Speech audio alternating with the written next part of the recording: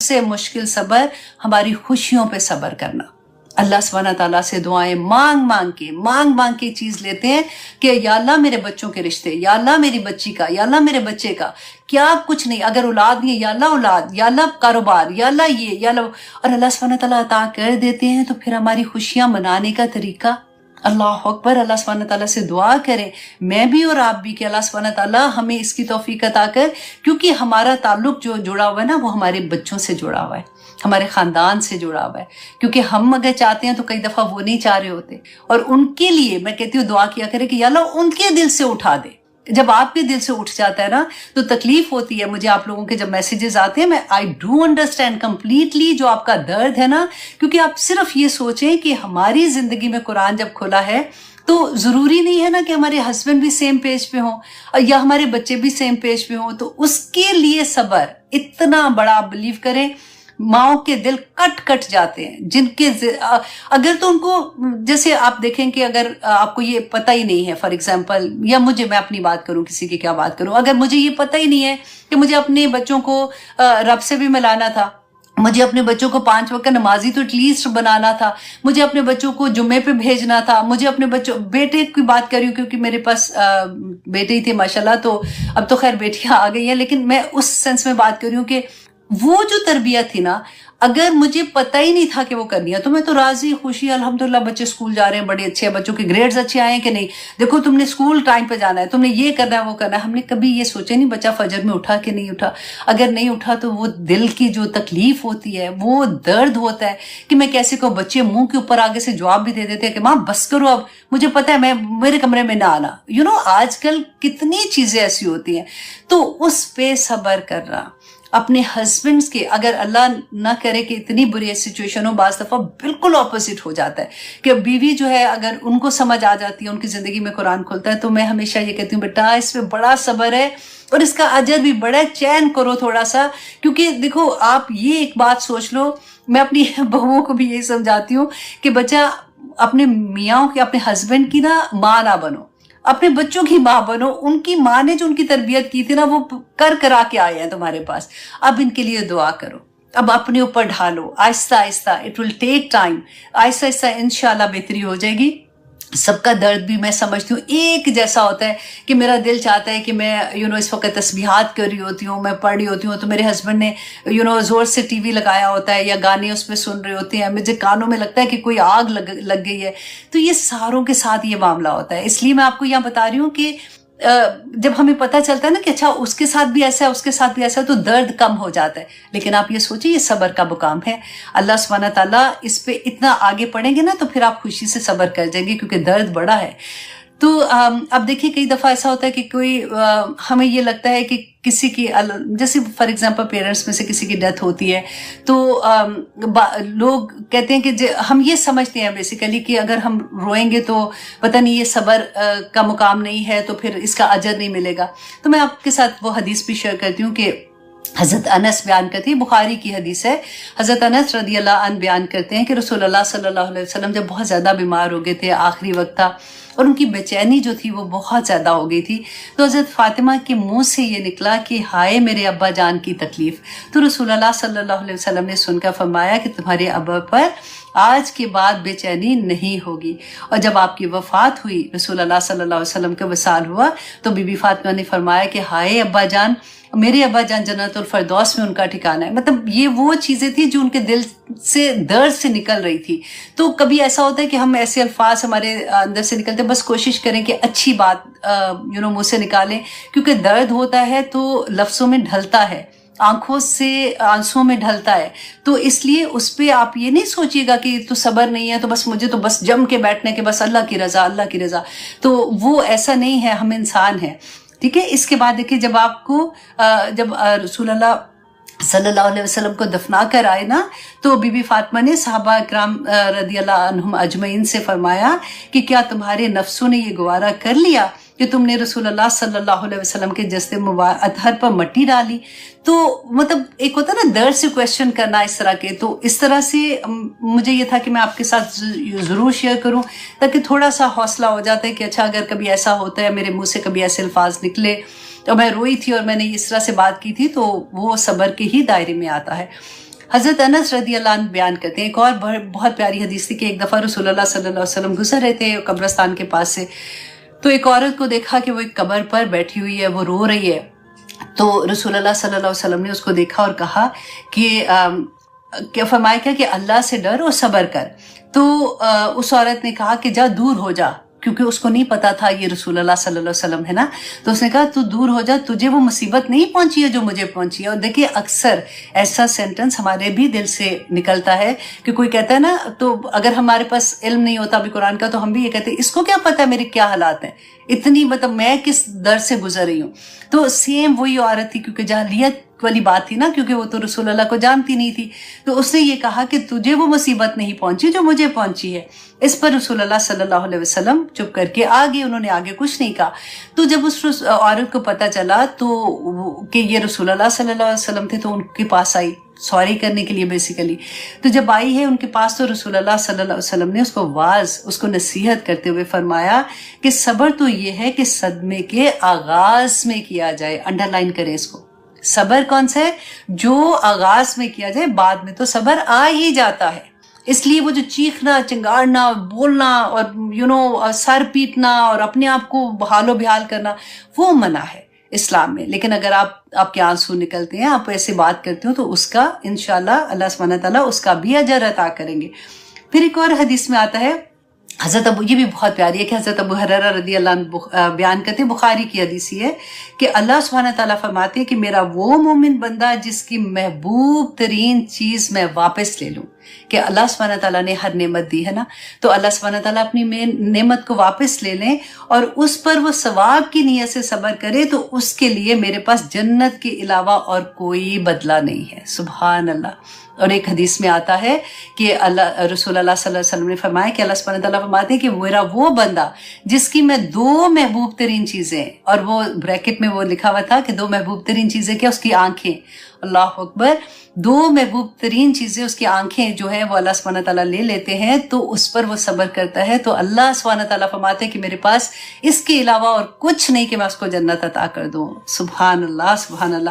دیکھیں سب ایسی آیات ہوتی ہے نا، تو ہوتا ہے کہ کتنی مطلب میں بہت کوشش کر کے تھوڑی تھوڑی چیز لے کے آئی ہوں آپ کے لیے، تاکہ انشاءاللہ یہ پورے قرآن میں ہم ریپیٹیڈلی انشاءاللہ پڑھتے رہیں گے.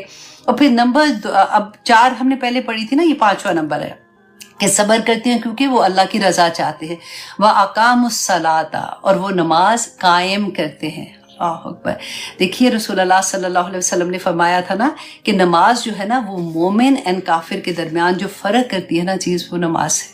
اللہ سبحانہ تعالیٰ، پھر اگین میں وہی بات کروں گی کہ بہت مشکل ہو جاتا ہے اگر ہم نے شروع میں بچوں کی تربیت نہیں اس طرح سے کی ہوئی اور ان کو نماز کی طرف لے کے آنا، کیونکہ جب ہماری آنکھ کھلتی ہے تو ہمیں جنت و دوزخ کا فرق تو نظر آتا ہے نا، تو ہم اپنے بچوں کو کبھی بھی کسی تکلیف میں نہیں دیکھنا چاہتے. اور پھر ہم دعا کرتے ہیں، ہر نماز میں دعا کرتے ہیں نا، تو اس کو کانشیسلی دعا کیا کرے کہ اللہ مجھے اور میرے بچوں کو نماز پڑھنے والا بنا دے، ان کو نماز قائم کرنے والا بنا دے. آمین ثم آمین. رسول اللہ صلی اللہ علیہ وسلم نے فرمایا تھا کہ منافق جو ہے نا، ان پر عشاء کی نماز اور فجر کی نماز، یہ 2 نمازیں بہت بھاری ہوتی ہیں. اور فرمائے تو ضرور اگر ان کو یہ پتا ہو، اگر ان دونوں نمازوں میں کیا ان کو ثواب ملے گا، اگر ان کو یہ پتا ہو تو وہ گھٹنوں کے بل چل کے بھی آئیں. اللہ اکبر. اور پھر اس کے بعد رسول اللہ نے فرمایا کہ میں نے ارادہ کیا کہ مؤذن کو حکم دوں کہ جو لوگ نماز کے لیے نہیں آتے نا، دیکھیں وہاں تو مسجد میں نماز پڑھنے کے لیے یہ تو کانسیپٹ ہی کوئی نہیں تھا کہ کوئی گھر میں نماز پڑھے. تو انہوں نے فرمایا کہ میں نے ارادہ کیا کہ مؤذن کو حکم دوں کہ وہ اقامت کہے، اور پھر ایک آدمی کو حکم دوں کہ وہ لوگوں کی امامت کرے، اور خود آگ کا ایک شعلہ لے کر ان لوگوں کے گھروں کو جلا دوں جو اذان اور اقامت کے بعد بھی نماز کے لیے گھر سے نہیں نکلے. اللہ اکبر. یہ بخاری اور مسلم کی حدیث ہے.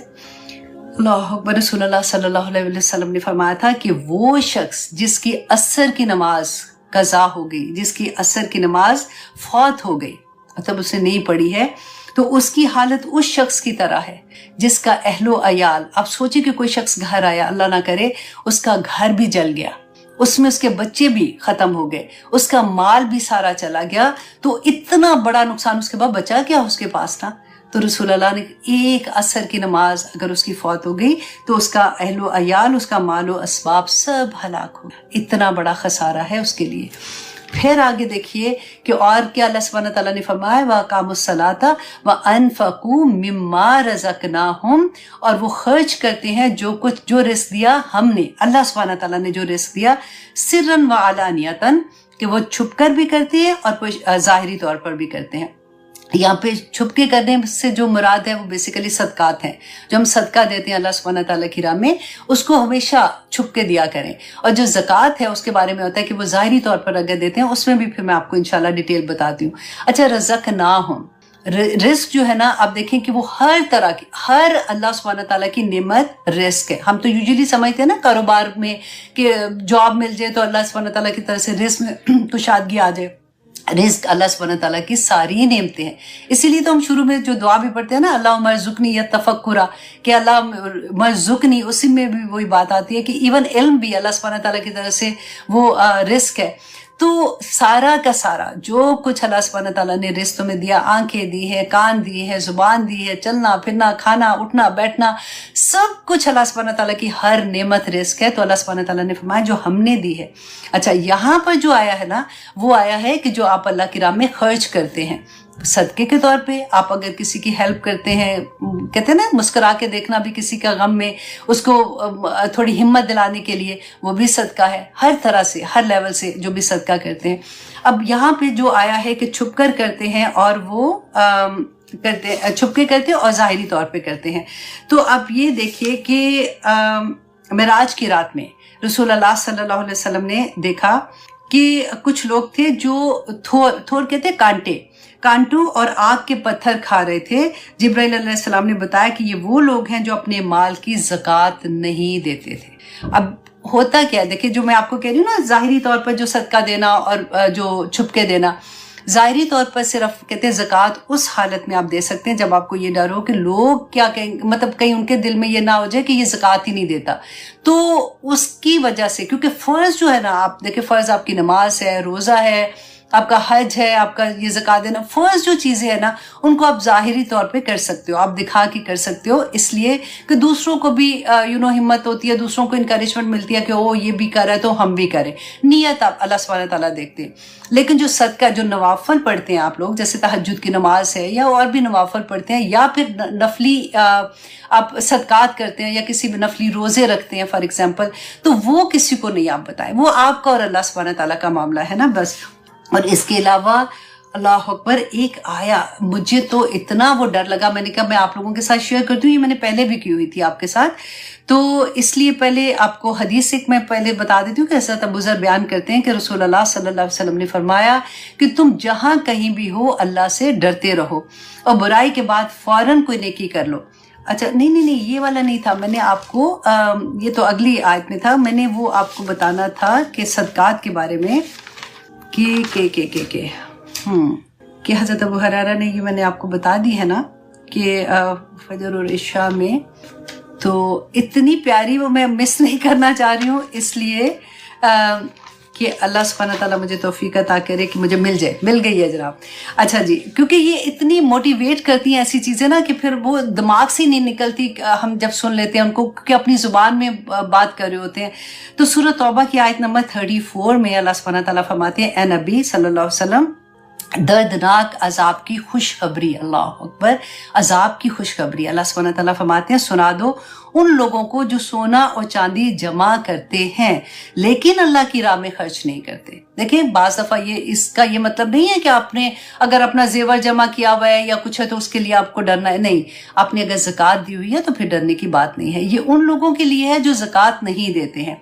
और फिर अल्लाह सुब्हानहू तआला ने फरमाया कि एक दिन आएगा कि इस सोने और चांदी पर जहन्नम की आग दहकाई जाएगी और फिर उससे उन लोगों की पेशानियां और उनके पहलू और उनकी पीठों को दागा जाएगा और कहा जाएगा कि ये वो खजाना है जिसे तुम अपने लिए संभाल कर रखते थे, अब अपने खजाने का मजा चखो। अल्लाह अकबर।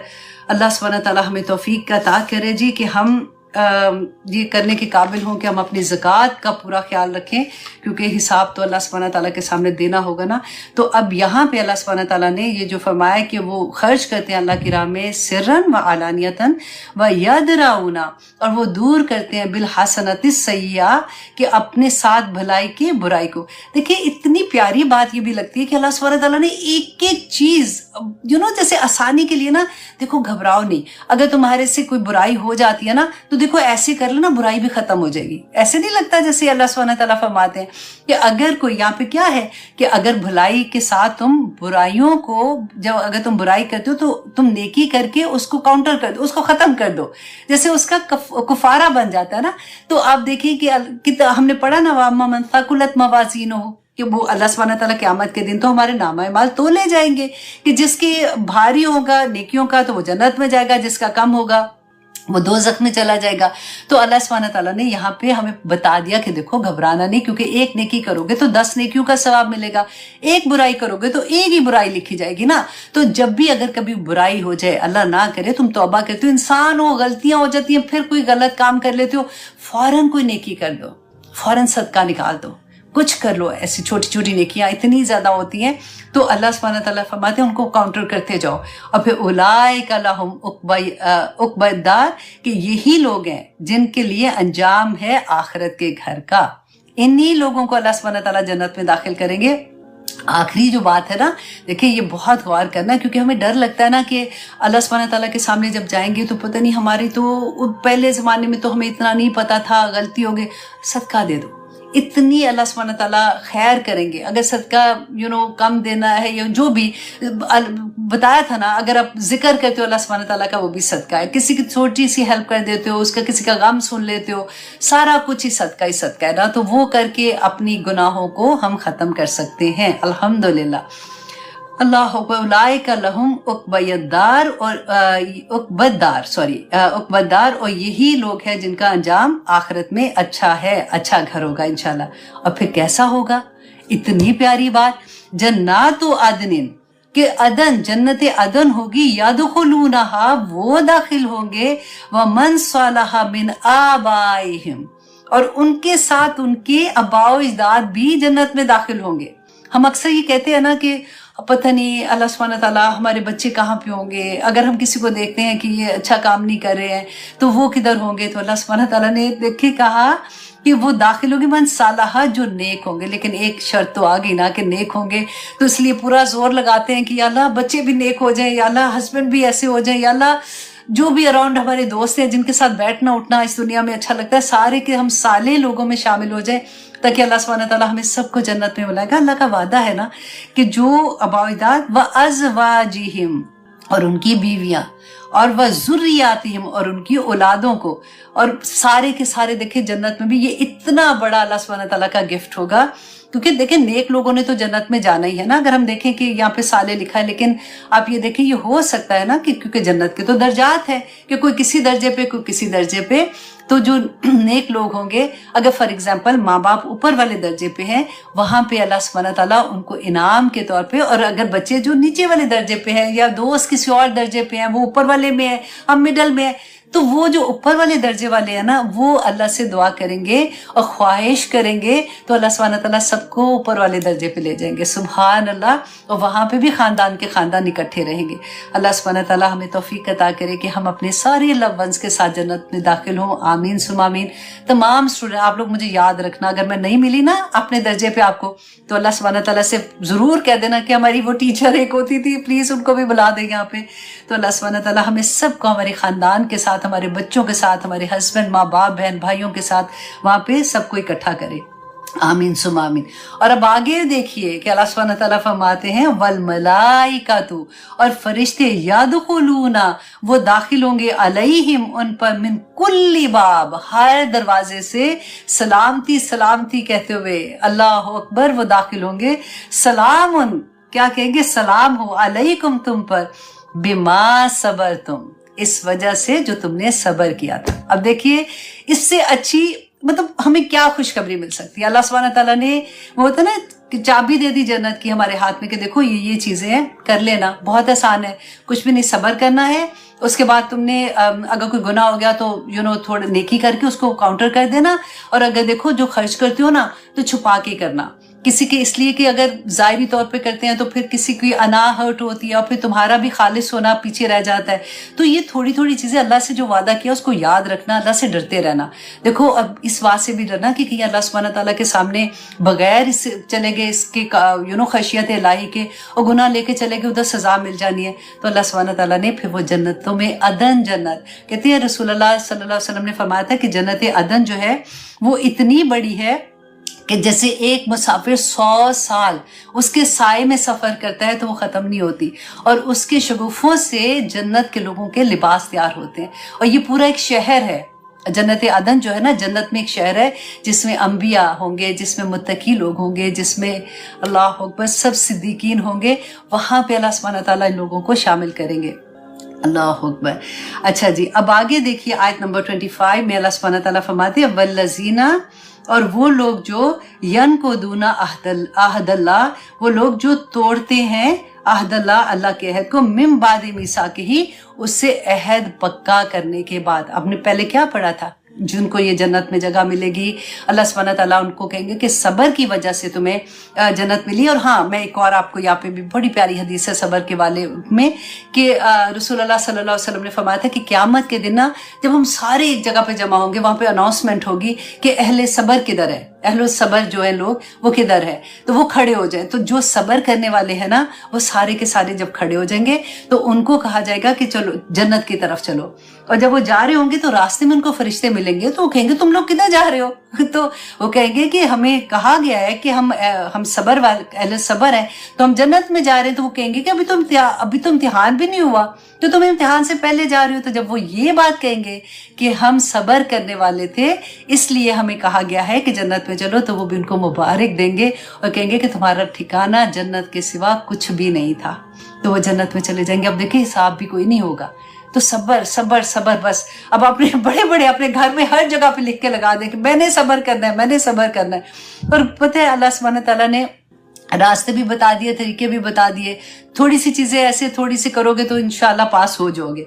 लेकिन वो लोग जिन्होंने, हमने पहले पढ़ा था, अहद पूरा करते हैं, जो लोग नहीं करते हैं और वो अहद तोड़ते हैं, वह यक़ताऊन मा अमरल्लाह, और वो जो तोड़ते हैं जिसको अल्लाह ने हुक्म दिया। क्या चीज तोड़ते हैं? जो अल्लाह ने रिश्तेदारी के बारे में बात की थी ना कि उसको जोड़ के रखते हैं और कता रहमी नहीं करते। यहाँ पे अल्लाह सुब्हानहू तआला ने फरमाया जो कता रहमी करते हैं, अय्यू साला, कि वो उसको जोड़े, मतलब बजाय इसके कि उसको जोड़ने के रिश्तेदारियों को काटते हैं।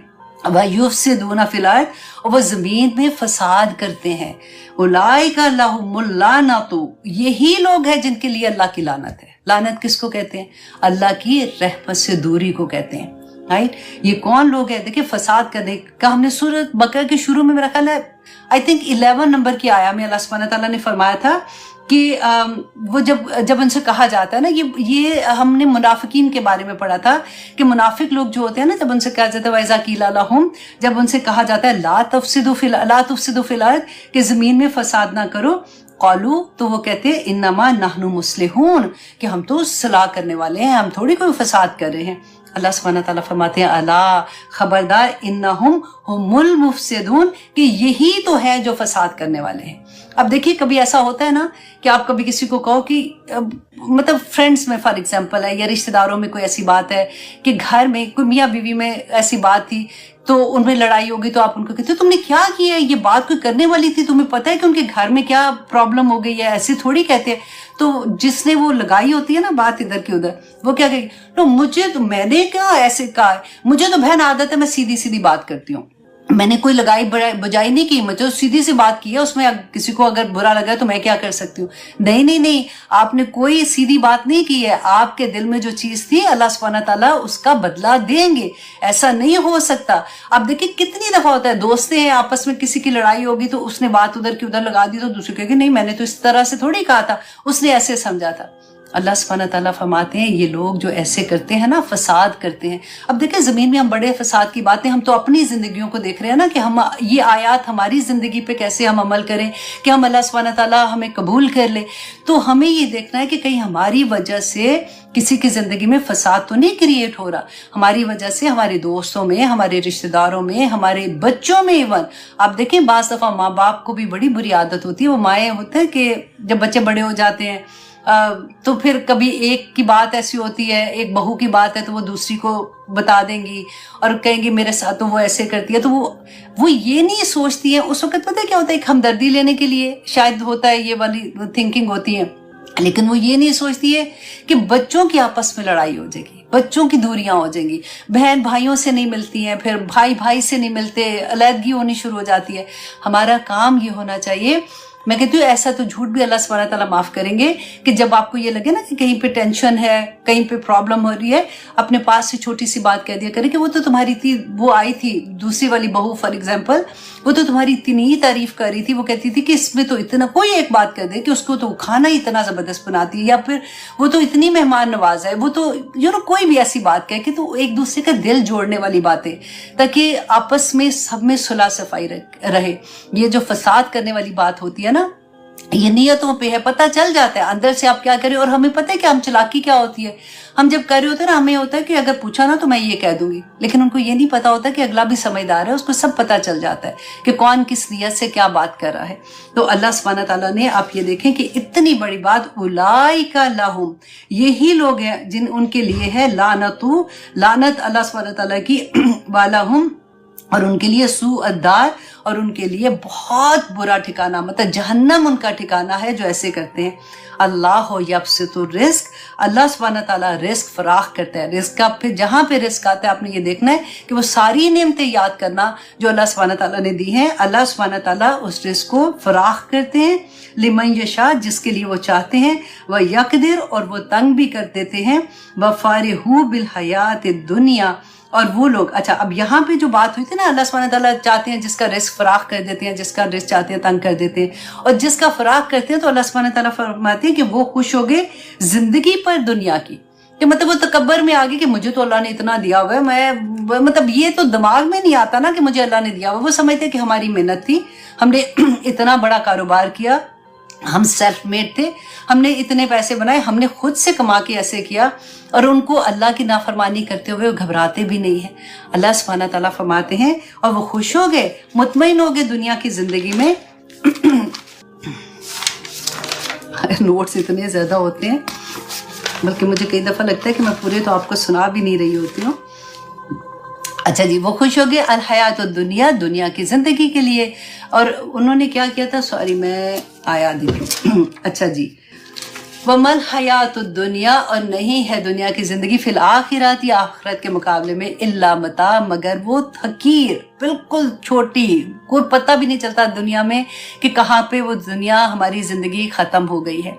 अब आप देखिए यहाँ पे आप रसूलुल्लाह सल्लल्लाहु अलैहि वसल्लम की बहुत प्यारी हदीस है कि हजरत उमर एक दफ़ा रसूलुल्लाह को मिलने आए, तो इर्द गिर्द उनके देखा वो लेटे हुए थे, तो देखा कि उनके सरहाने ना कुछ कच्ची खालें जो होती थी वो लटकी हुई थी, और उनके पाँव की तरफ जैसे सूखे पत्ते होते हैं ना, उसका ढेर था।